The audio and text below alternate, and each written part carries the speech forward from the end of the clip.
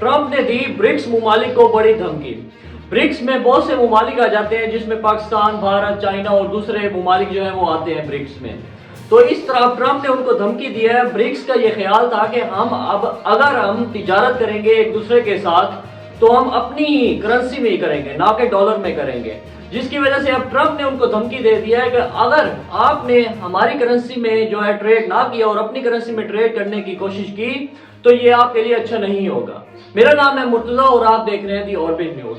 दूसरी तरफ कनाडा और मेक्सिको पर भी ट्रंप ने बहुत बड़ी पाबंदी लगाई है और 25% जो टैक्स है वो बढ़ा दिया है तिजारत में, ट्रेड में। और इसके जवाब में मेक्सिको के सदर ने यह भी कहा है कि हमें उम्मीद तो नहीं थी कि अमेरिका ऐसे करेगा, लेकिन अब हमारे पास दूसरा प्लान भी है और हम अमेरिका को ही नुकसान पहुंचाएंगे।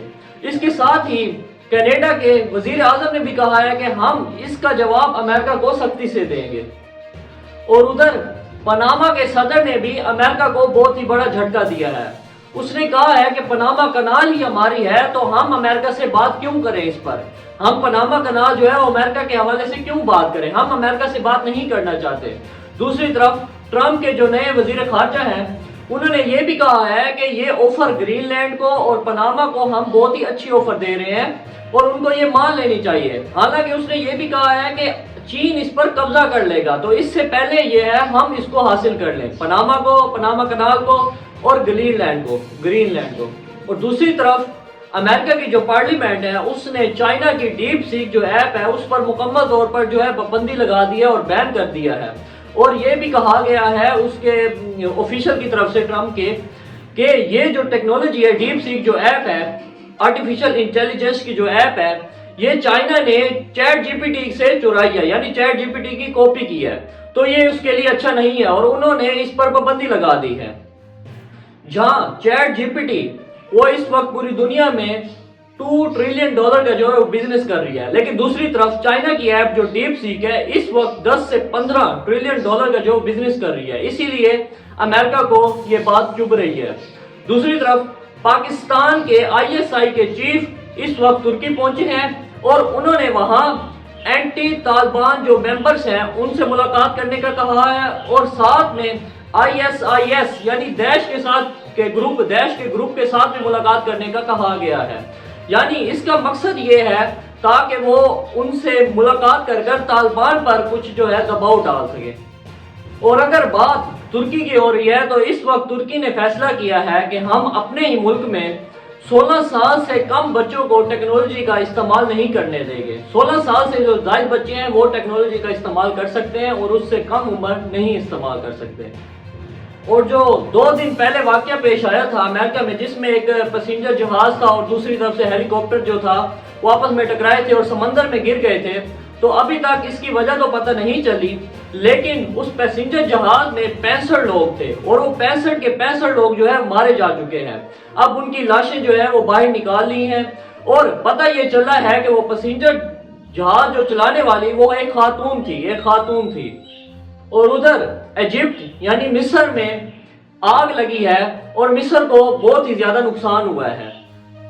इस कनाल में ये आग लगी है और अभी तक पता नहीं है कैसे लगी है, लेकिन मिस्र को इस वक्त बहुत ही बड़ा नुकसान पहुंचा है। और उधर स्वीडन में एक गलीज इंसान को स्वीडन की पुलिस ने गिरफ्तार किया है, जो कि स्वीडन में इसराइल का जो है परचम लेकर और दूसरी तरफ कुरान पाक के ऊपर अस्तगफिरुल्लाह पाँव रखकर उसकी बेहुरमती करता था कुरान पाक की।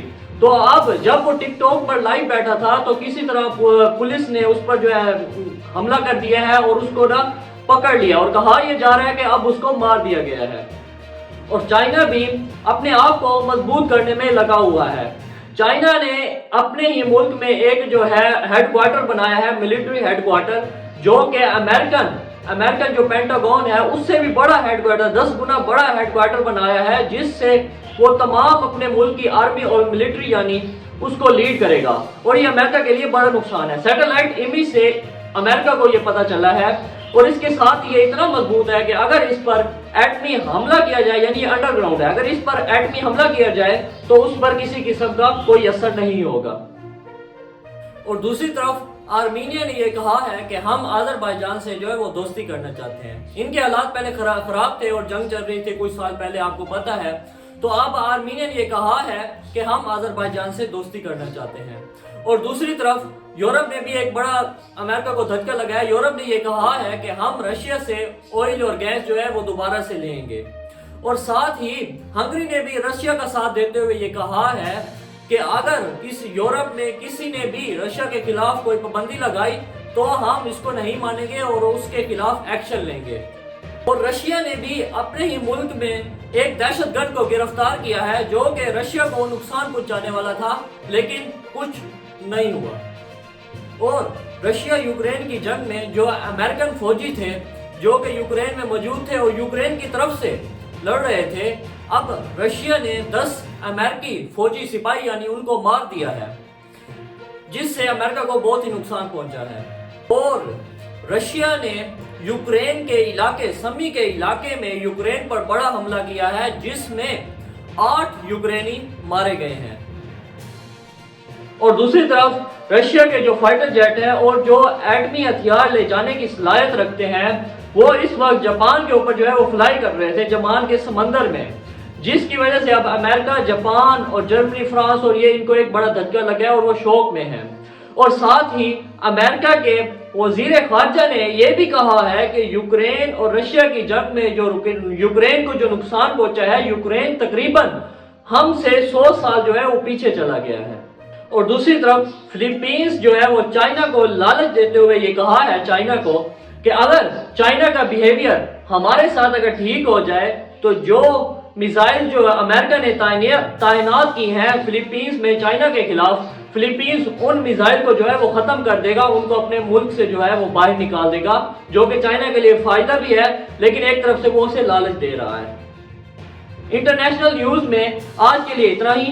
اگر آپ کو ہماری یہ ویڈیو پسند آئی ہے تو ہمارے چینل کو سبسکرائب کریں، لائک کریں، کومنٹ کریں اور اپنے دوستوں کے ساتھ شیئر کرنا نہ بھولیے. میرا نام ہے مرتضیٰ اور آپ دیکھ رہے ہیں دی اوربٹ نیوز. اللہ حافظ.